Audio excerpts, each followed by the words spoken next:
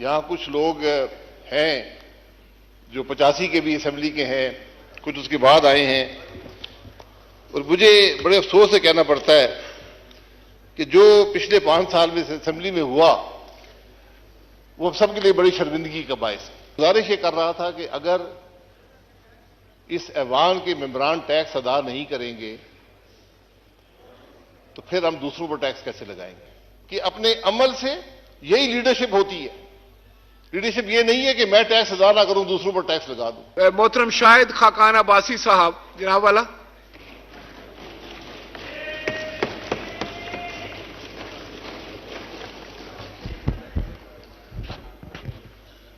बिस्मिल्लाहिर्रहमानिर्रहीम। स्पीकर साहब बहुत शुक्रिया, मैं आपको ज्यादा वक्त नहीं लूंगा। तो गुजारिश ये है, यहाँ कुछ लोग हैं जो 85 के भी असेंबली के हैं, कुछ उसके बाद आए हैं, और मुझे बड़े अफसोस से कहना पड़ता है कि जो पिछले 5 साल में असेंबली में हुआ वो हम सब के लिए बड़ी शर्मिंदगी का बायस है, और हमें उससे सबक लेना चाहिए। आपके सामने यहां पर इस असेंबली के स्टाफ के हिसार में लीडर्स ऑपोजिशन ने तकरीर की, आप यहां मौजूद थे। यहां जुबान बंदी थी। मैं 5 साल में सिर्फ एक दफा 10 मिनट के लिए तकरीर कर सका। यहां पर इस तरफ बैठे हुए फ्रंट बेंच का हर आदमी जेल गया, लेकिन स्पीकर साहब को यह तौफीक नहीं हुई कि उसके प्रोडक्शन ऑर्डर जारी कर सके। यह बुनियादी हक होता है असेंबली के मेंबर का कि अपने इलाके की नुमाइंदगी कर सके। इन सब बातों में सबक है।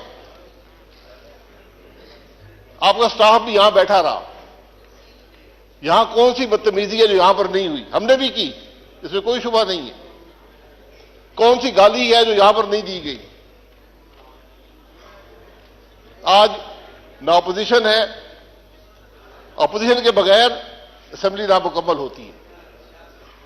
इन सब बातों से हमने सबक हासिल करना है। मुल्क के अवाम देखते हैं, हमसे तवक्को रखते हैं। तो मैं ये असेंबली, मैं बार भी टीवी के लोगों ने पूछा, मैं कि मेरे लिए बड़ी शर्मिंदगी का बायस रही है। 85 से हम देख रहे हैं हर असेंबली में अखलाकी कदरें, जमहूरी कदरें, पार्लिमानी रवायात ज़वाल पजीर हैं, लेकिन 18 से 23 तक ये ज़वाल इस तरह गया। ये अब हम सब की जिम्मेदारी है जो अगली दफा आएंगे कि इस असेंबली की तौकीर को बहाल करें, इसकी साख को बहाल करें, और वो हमारे अमल से होगा, बातों से नहीं होगा। असेंबली की छत पर बड़े झंडे लहराने से नहीं होगा। ये हमारी अवलीन जिम्मेदारी है। आप ये देख लें कि हमने कुछ सीखा या नहीं सीखा। इस असेंबली के आखिरी हफ्ते में, मुझे नहीं पता, 40 यूनिवर्सिटियों के बिल, या कोई 53 कहते हैं, कोई 40 कहते हैं, बिल यहां पर पास हुए। ये शर्मिंदगी का बायस है। हमें सोचना चाहिए कि लोग क्या सोचते होंगे, हम क्या जवाब देंगे। आज इल्जाम लगते हैं इस असेंबली के मेंबरान पर। ये स्पीकर साहब, आपने इस असेंबली की साख का तहफ़्फ़ुज़ करना है अपने अमल से। आपको रोकना चाहिए था इन बातों को। ये वो चीजें हैं जिससे पाकिस्तान के अवाम हमें तोलते हैं, हमें नापते हैं कि किस किस्म के लोग हैं। यहां आम तासुर यह है कि असेंबली के मेंबरान सारे करप्ट हैं। लोग हमें अच्छी निगाह से नहीं देखते, और हम अपने अमल से साबित करते हैं कि उनकी बात दुरुस्त है। असेंबली के मेंबर की तनख्वाह क्या है, ये आपने कभी बताया किसी को? क्यों सेक्रेटरी साहब, क्या 60,000 रुपया, क्या कितनी तनख्वाह है? वो अलाउंसेस डाल के है ना, तनख्वाह क्या है? आप देख रहे, तनख्वाह उससे कम है। मुझे भी तनख्वाह मिलती है, मैं जानता हूं। लोग ये समझते हैं कि अरबों रुपया ये लूट कर ले गए। ये वो चीजें हैं जो हमें लोगों को बतानी पड़ती हैं। क्या इस असेंबली का मेंबर अपने गाड़ी के खर्चा भी पूरा कर सकता है उस तनख्वाह से? ये सब बैठे हुए हैं। पाकिस्तान की हर असेंबली ने तनख्वाह, मैं तनख्वाह बढ़ाने की बात नहीं कर रहा, मैं एक हकीकत की बात कर रहा हूं। इसलिए असेंबली जब भी आए, आप मौजूद होंगे यहां पर, उनको अल्लाह करे आप स्पीकर रहें, उनको सबक दें कि इस असेंबली की बेतौकीदी ना हो, असेंबली का तौकीद जो है वो बहाल रहे। मैं पिछले स्पीकर साहब का नाम नहीं लेना चाहता, लेकिन जितना नुकसान उन्होंने इस हाउस को दिया है, तारीख में किसी नहीं दी।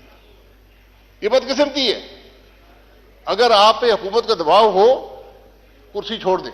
मैं उनको कहा भी, यहां खड़े होकर कहा, मैं अगर आप पर यह दबाव है कि आप बोलने ना दें अपोजिशन के मेंबरान को, तो ये कुर्सी छोड़ दें। इसमें आपकी भी इज्जत होगी, हाउस की भी इज्जत होगी। ये वो सबक है जो हमने हासिल करने हैं।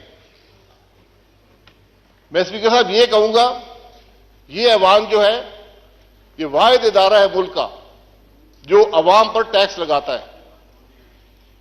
जो बोझ अवाम पर महंगाई का पड़ता है, इस इदारे से आता है।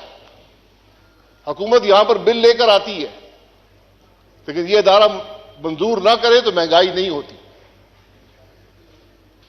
मेरा सवाल यह है कि इस मुल्क के अवाम पर टैक्स लगाने वाले खुद टैक्स देते हैं या नहीं देते? यह सवाल होना चाहिए। मैंने 13 साल नैब की अदालतों में गुजारे हैं। आज भी नैब की अदालत से होकर आया हूं। मुझसे नैब ने हर सवाल दुनिया का किया है, एक सवाल नहीं किया कि तुम टैक्स देते हो या नहीं देते हो। करप्शन का मेयार टैक्स की अदायगी या ना अदायगी में है। अगर मैं यहां से निकलूं, करोड़ों की गाड़ी में बैठूं, लाखों के बिजली के बिल हों, लाखों के गैस के बिल हों, 10-10 मुसल्ला मेरे साथ मुलाजिम हो और मैं टैक्स अदा ना करूं, तो उनके खर्चे का पैसा। जनाब शुक्रिया, मैं बस 2-3 मिनट और लूंगा। मैं जनाब गुजारिश ये कर रहा था कि अगर इस ऐवान के मेंबरान टैक्स अदा नहीं करेंगे तो फिर हम दूसरों पर टैक्स कैसे लगाएंगे? ये बड़ा बुनियादी सवाल है। जब तक आप इस सवाल का जवाब नहीं देंगे, ये मुल्क आगे नहीं चलेगा। आज पाकिस्तान की वफाकी हुकूमत की जो कुल आमदन उसके पास रह जाती है, वो सूद भी अदा नहीं कर सकती। ये असेंबली भी 24% पर कर्जा लेकर चलती है, दिफा भी 24% कर्जे पर चलता है, डेवलपमेंट भी 24% कर्जे पर होती है, हुकूमत भी 24% कर्जा लेकर चलती है। ये कितनी देर चलेगी? तो हमें जरा इन बातों को पर सोचने की जरूरत है। हमसे इलेक्शन कमीशन एक गोशवारा लेता है, आप भी भरते हैं, मैं भी भरता हूं, उसमें यह नहीं लिखा हुआ टैक्स कितना अदा करते हो। वाहिद पाकिस्तान में तबका है पार्लियामान के मेंबरान जिनके टैक्स के गोशवारे पब्लिक नॉलेज में होते हैं। वो रिकॉर्ड शाया होते हैं, नोटिफिकेशन गैजेट में शाया होते हैं, हर आदमी पढ़ सकता है ये आदमी कितना टैक्स देता है। तो कोई बात ढकी छुपी नहीं है। इसलिए हम सब की जिम्मेदारी है कि अपने अमल से, यही लीडरशिप होती है। लीडरशिप ये नहीं है कि मैं टैक्स अदा ना करूं, दूसरों पर टैक्स लगा दूं। ये बातें, मैं स्पीकर साहब, बातें बड़ी लंबी हो सकती हैं। मैं आपसे गुजारिश करूंगा, इस पिछले 5 साल में जो लेजिस्लेशन हुई है इस ऐवान ने की है, उसका रिकॉर्ड मंगा लें। मैं आपको दावे से कहता हूं, एक कानून भी अवाम की सहूलत के लिए नहीं है, सब हुकूमत की सहूलत के लिए है। ये शर्मिंदगी की बात है। आज आप देख लें, यहां इंटीरियर मिनिस्टर, लाइनें लगी हुई हैं असले की परमिट लेने के लिए। क्या कोई निजाम नहीं बन सकता? एक निजाम बना दे, हर पाकिस्तानी शहरी को असला रखने की इजाजत है। नादरा का कानून आपके पास है, नादरा के कार्ड में डालें, जो मर्जी असला रखे।